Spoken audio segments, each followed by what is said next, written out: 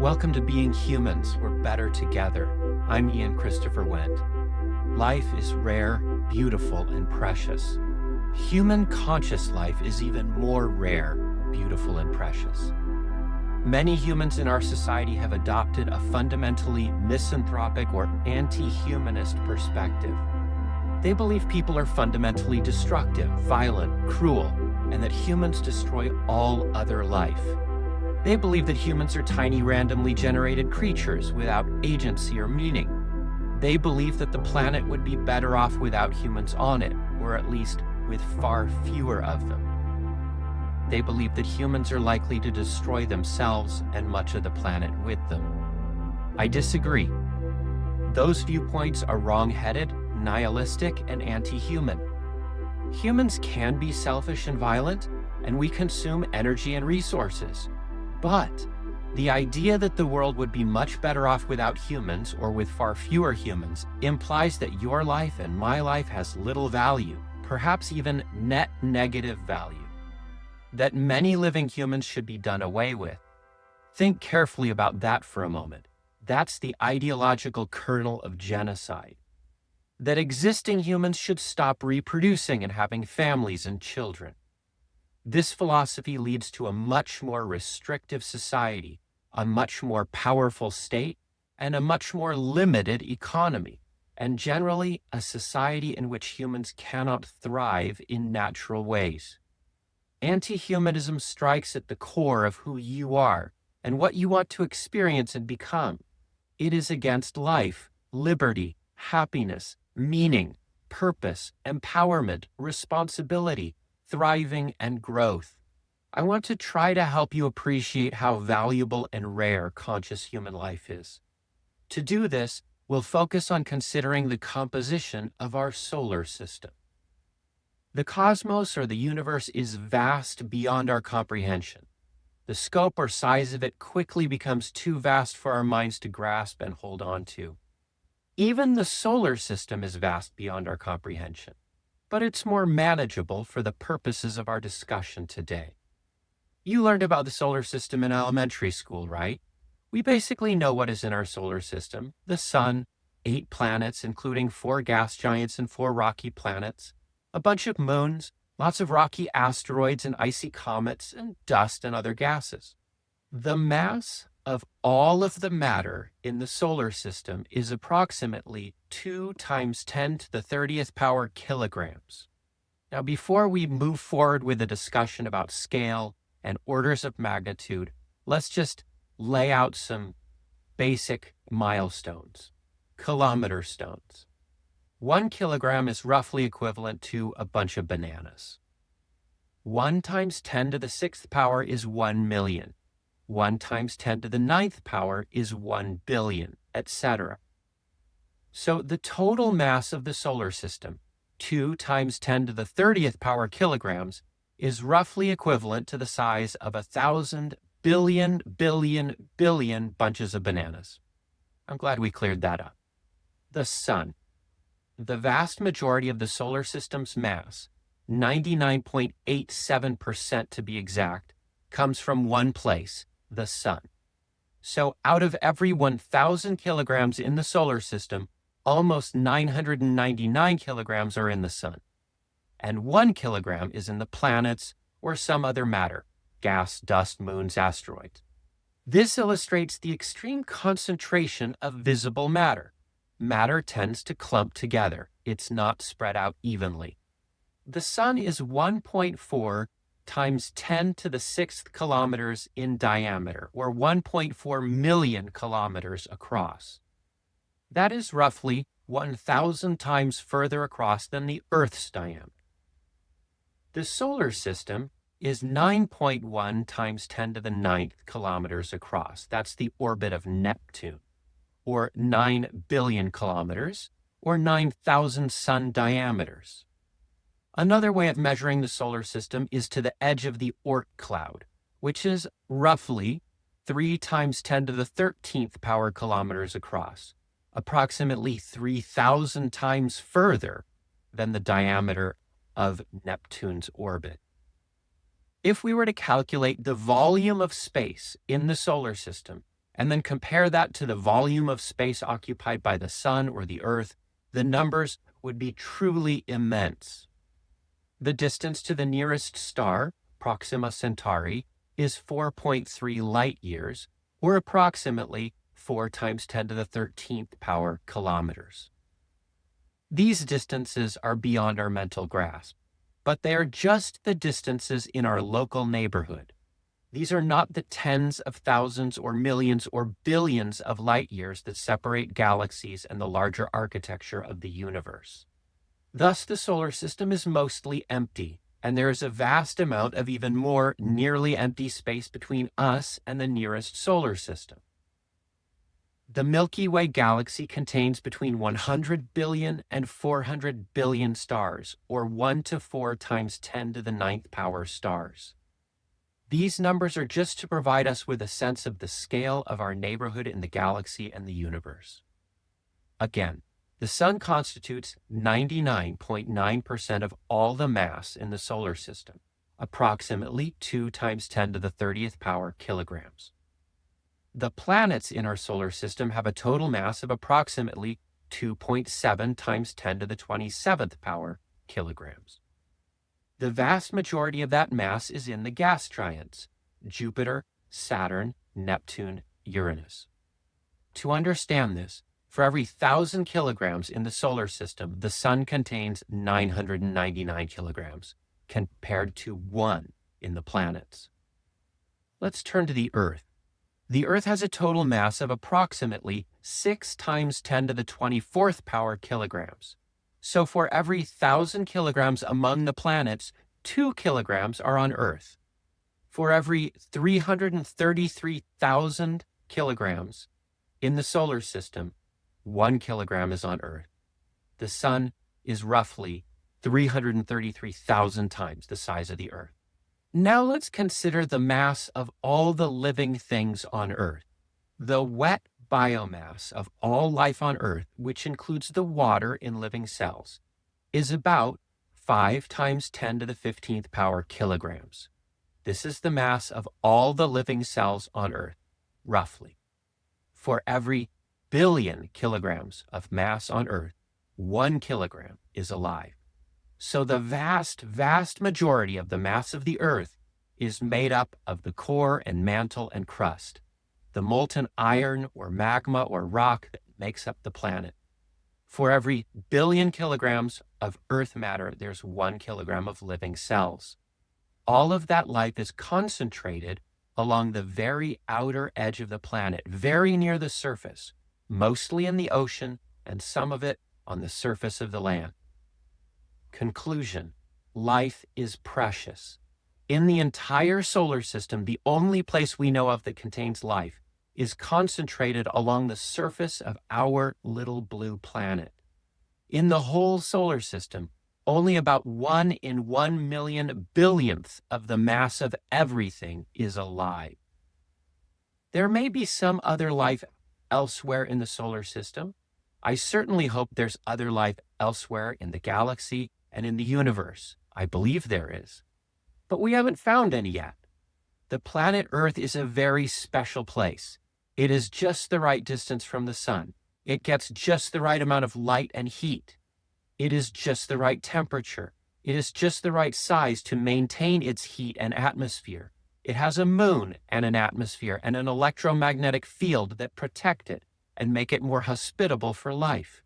It has just the right collection of water and other elements to provide rich resources for life to grow and thrive. Life is rare and precious. Now let's consider humans.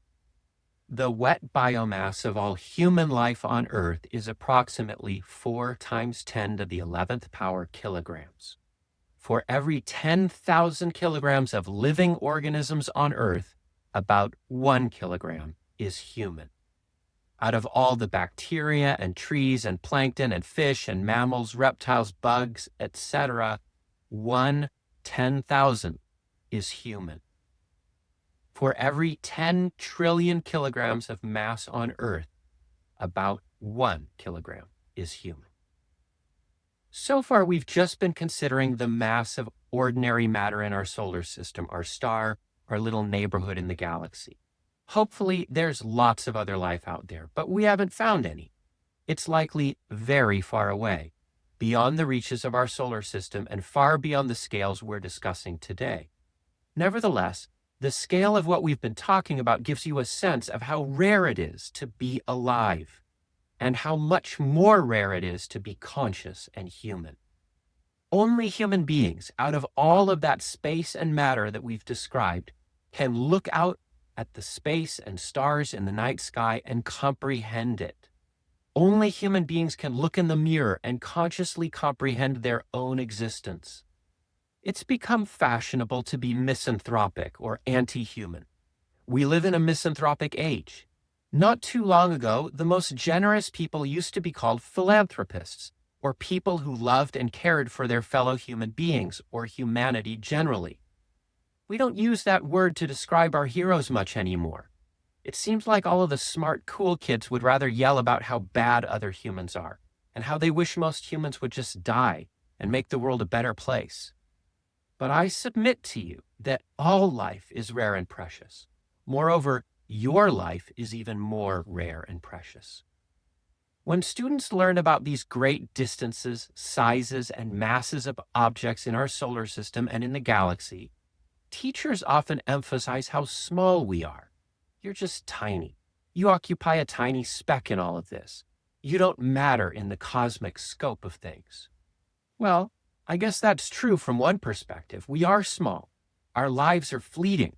The planet and the solar system and the galaxy and the universe are vast. Another idea that scientists and teachers also emphasize when discussing these facts and principles about the solar system is the randomness or emptiness of existence.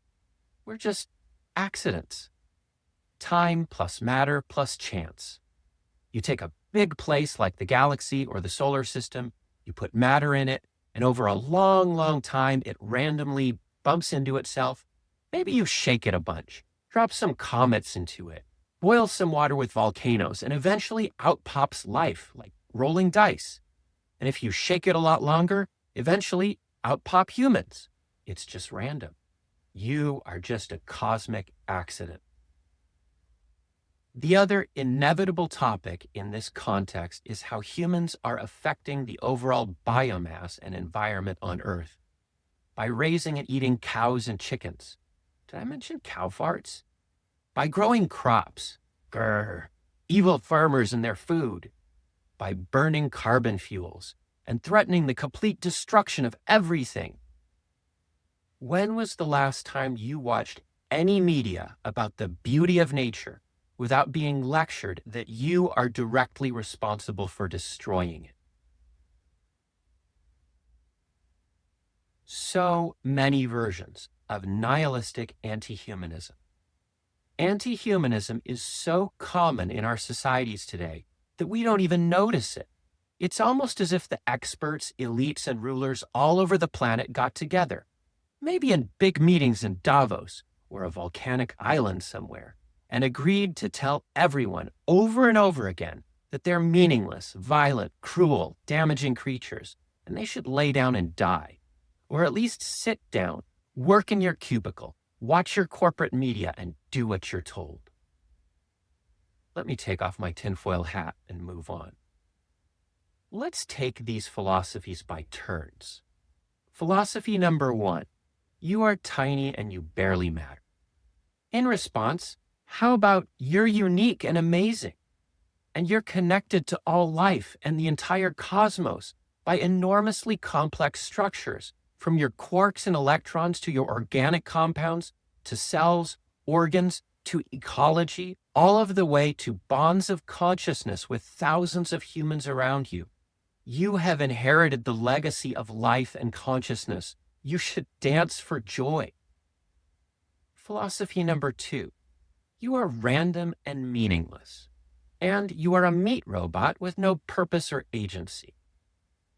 How about life is incredibly beautiful and rare, and intelligent life is vanishingly rare and amazing. Additionally, There is no evidence that information or intelligence can arise randomly. If you take a line of information, any information, and you randomly alter it, that information will become chaos in short order, not the other way around. You don't take chaos and randomly alter it and come up with information. You don't do it with computer code. You don't do it with DNA or cells or life. This is a topic to discuss much more at another time. Humans are the only creatures in the entire solar system that can look at the universe and comprehend it and take joy in life and beauty. And you can make choices and dance the subtle symbolic dance of consciousness. Philosophy number 3, you're destroying all life on Earth. Well, we should take responsibility for our actions. We should learn what sufficiency or enough is. Life is precious, especially conscious human life, and we should do our best to preserve life and make it thrive. But we're not destroying all life on Earth. In fact, human beings are intelligent, creative, and productive. We are actively working to solve the problems that have arisen from industrialization and making great advances in addressing those problems. Did you know that the richer a society becomes, the more responsible it becomes in its use of resources? That's a fact they don't tell you very often. And let's observe that humans can't be both meaningless meat robots without agency and be responsible for the destruction of the planet and capable of changing our behavior to do something about it. Antihumanism is deeply inconsistent. We started by comparing the solar system to bananas because it's funny. But did you know what else is about 1 kilogram? Your brain. Your brain has as much complexity, as many links and connections in it, as there are connections between stars and planets in an entire galaxy. But it's not the individual brain that matters. It is the people who are bound together in lives, generations, families, friendships, service and sacrifice, and love and labor. We've tried to demonstrate that consciousness arises through the immense complexity of networked human minds, through caregiving, training, language, and human culture. We have briefly considered how rare life is in our little corner of the galaxy. But consider your little network of human minds and hearts, your group of family, friends, collaborators, competitors, and loved ones. How much of the galaxy can you travel until you find something as amazing as that beautiful living complexity, the subtle symbolic dance of consciousness and life? So instead of surrendering ourselves to meaningless anti-humanist self-destruction, let's recognize that life is precious and beautiful. Furthermore, conscious life is even rarer and more precious. What you are, what I am, what we all are is precious.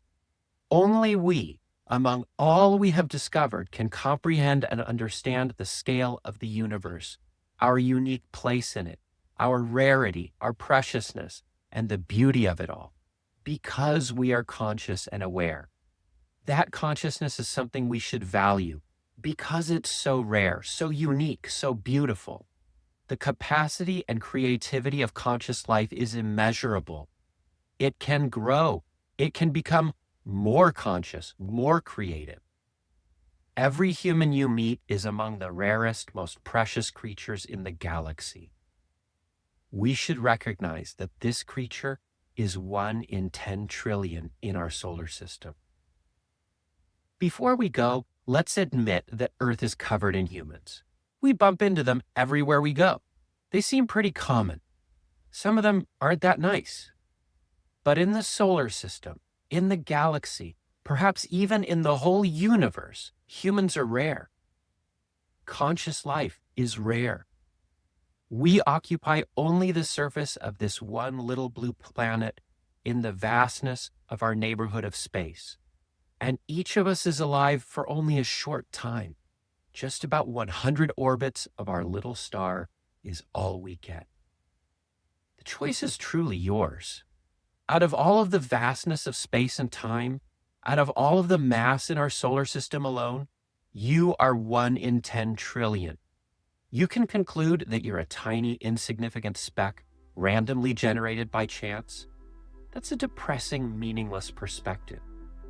Or you can use your conscious mind, your fleeting moment of awareness, to look around, to examine the Earth and its solar system, the diversity of life and space and the cosmos, and you can conclude that life is rare, precious, and beautiful.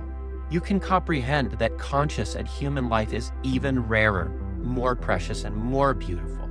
And you can do your best to live in a manner that appreciates that truth by valuing your life, the lives of everyone around you, and the lives of every living thing around you. Thank you for sharing some of your precious time and attention with us here. If this brings you encouragement, hope, and a sense of meaning, please reach out to someone you care about. Celebrate life together. Eat, drink, laugh, play, work together. And please join us. Like, comment, subscribe, contribute to our community. Amen, amen. This is the way of being humans together.